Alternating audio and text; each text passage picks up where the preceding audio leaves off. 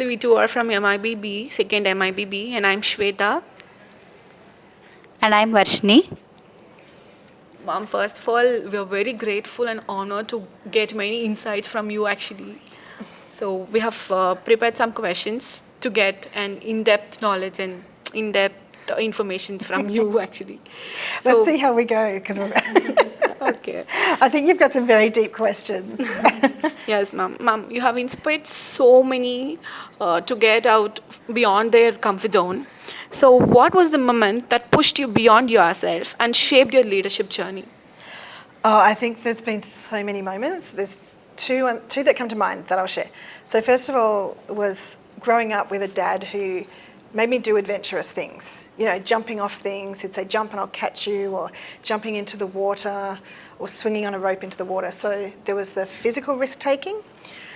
But there was a moment in Singapore where I had 24 hours notice to go to Singapore. Okay. And so I was going to be presenting to an audience, like actually introducing the key speaker. And I thought, how did I get here? And I felt like I'm just a country girl. I didn't get to finish school. I didn't run through all of my, failings, but I felt very inadequate. And I said to the CEO that was going to speak, should somebody else be introducing you? Like, I was just backpedaling and thinking somebody else should do this. And he said no. And I felt like I have to step up. This is my moment. So it was like he, like my dad had just gone, go for it. And I was like, so I call that my step up moment, because I had to just go and let go of that little voice in my head that said, I'm just a country girl, and people might say, I'm just a mum, or I'm just a student. If you say, I'm just something, let that go and go, I'm here for an adventure. I'm here to learn. I'm here to be curious. You just want to be self-confident. Yeah, just little steps out of the comfort zone. It then gives you more confidence to take the next step. Yeah. The next question is, how do you personally define courageous communication, and how can one cultivate in their daily life?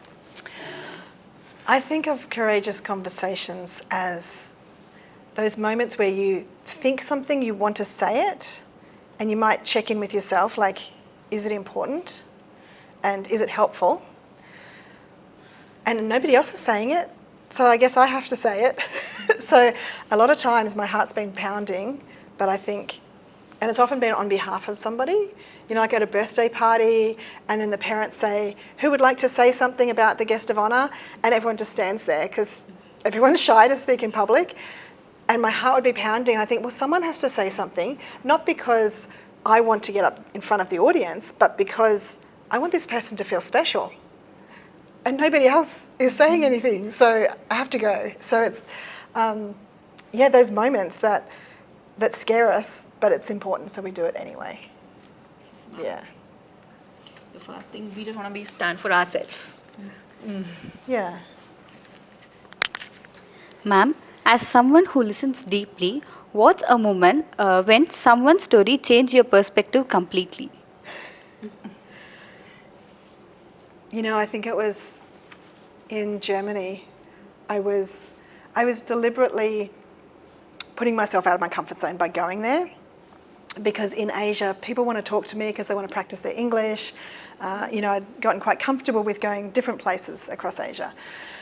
And I found myself in Germany and some other countries in Europe where I don't speak the language. So I'm the outsider. I'm not the popular one. I look like them, but I don't speak like them. And I saw a huge crowd right near the Brandenburg Gate in Berlin. And they all had a flag over their shoulders. I'm like, what is happening here? And the police were just standing there. It's like they were just watching, but they weren't like ready to move. So it's like, this is a peaceful demonstration of some sort, but there was so much emotion. And I'm like, I don't understand. And I walked past a policeman and I wanted to ask him what's happening, but I was a bit shy. And then I walked around and I thought my son would know what that flag is. And then I walked around near the base of the gate, and a man with a flag over his shoulders, he went and sat down. And our eyes met for just a split second. And I kept walking, and then I thought I could just be a tourist or I could talk to strangers, because I'd already written 2 books about talking to strangers. Do talk to strangers. Yeah. And I was on social media calling it my Do Talk to Strangers Europe tour, hashtag Do Talk to Strangers. And I turned back and I said, "Excuse me, do you speak English?" And he said, "Oh, a little." He spoke his local language that he'd grown up with. He spoke German and a little English. And I asked what was happening, and he told me the most devastating news from his country. And he was a refugee. And to just sit there and hear that pain and to see photos on his phone was really a pivotal moment that just really listening opened up my world to the plight of a lot of refugees, not just in Germany but in other places. So I often think of him when I see things on the news, and it's like we don't know what's really happening until we actually sit with people and hear their story. It was very touchable, actually.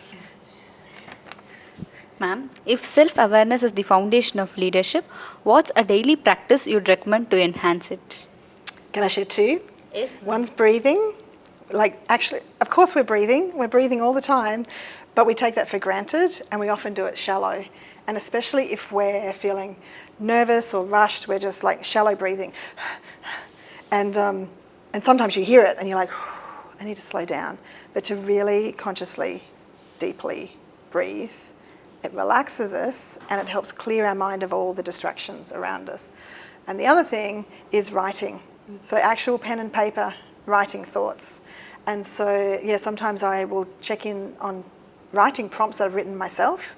Sometimes I start with, I don't know what to write, but my head feels really full. And you just keep writing. Maybe you set a timer for 5 or 10 minutes, just write. And sometimes you're like, wow, that was really insightful. I'm glad I took time to write that. Yeah, so they're both really powerful practices for self-awareness. Yeah. The next question is like, you have authorized books spoken on global stages actually. So if your next chapter was titled something very bold, what would it be? Gosh, that's a really hard question. Can we come back to that? It might emerge by the time you get to the end of your questions. Okay.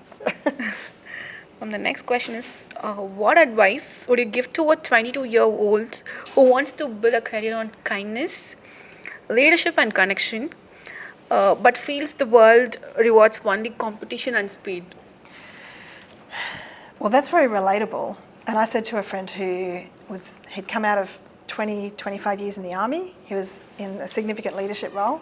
And now he's in, a business, still consulting to defence and in Canberra. It's very fast-paced. And I said to him, I actually help people like slow down and listen to themselves and be kind to themselves and others. And I don't know where I fit in this environment.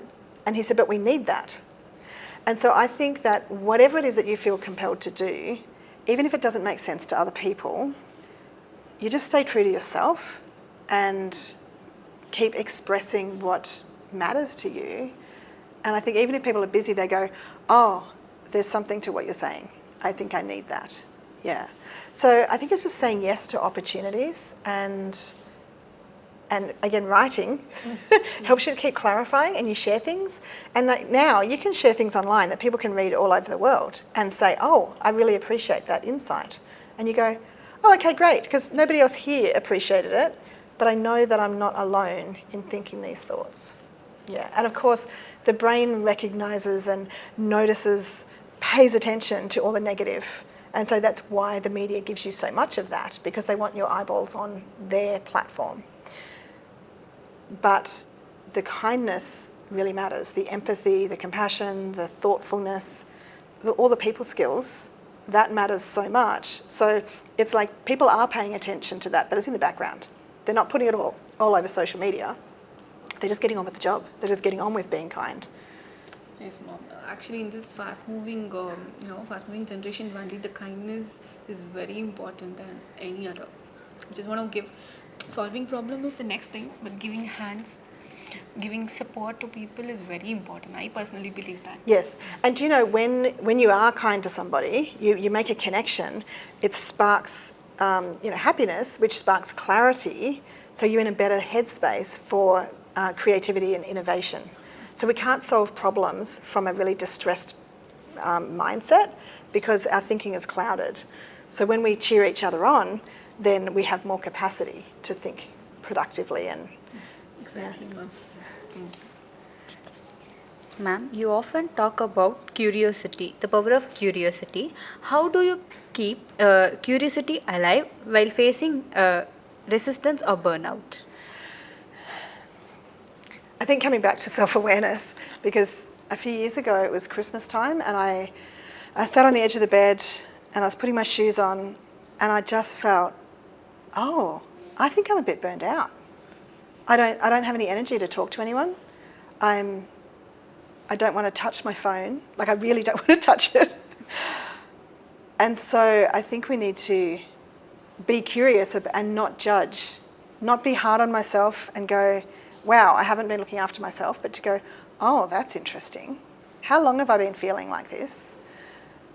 So curiosity, I think, it gets squished out of us sometimes through school. Like, I love how it's celebrated here. There's so many incredible initiatives happening here in the college. But it's something that I think we need to remind ourselves of. And when we just make an assumption or a judgment, we just decide that something is like what we say it is. But then to ask ourselves, is it? Is there something I'm not seeing here? And how can I be more curious? As soon as you start asking some of those questions, then the insights start to flow. Or you can ask ChatGPT, how can I be more curious about this? And what's a better question I can ask? Yeah. Ma'am, what's your vision for a kindness economy, and do you think the world is moving towards it or away? I think so much of the world is moving towards it because I've noticed that so many things, when we feel like we're losing it, then we go, oh, that actually mattered. So there's all kinds of movements around the world that might be, wood turning, knitting, crochet, different kind of, the stitching that maybe your grandmother did, that then your mum got too busy for, and then you're like, oh, we don't want to lose that beautiful part of our history.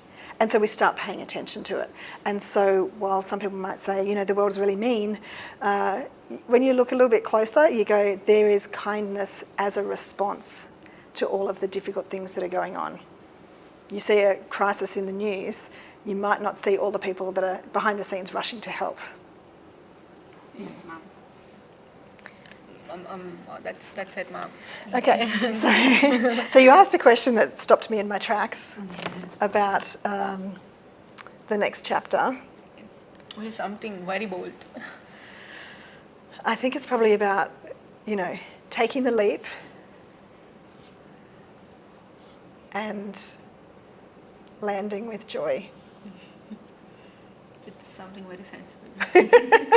Sensible but scary. It's like we've got to scare ourselves a bit. Yeah.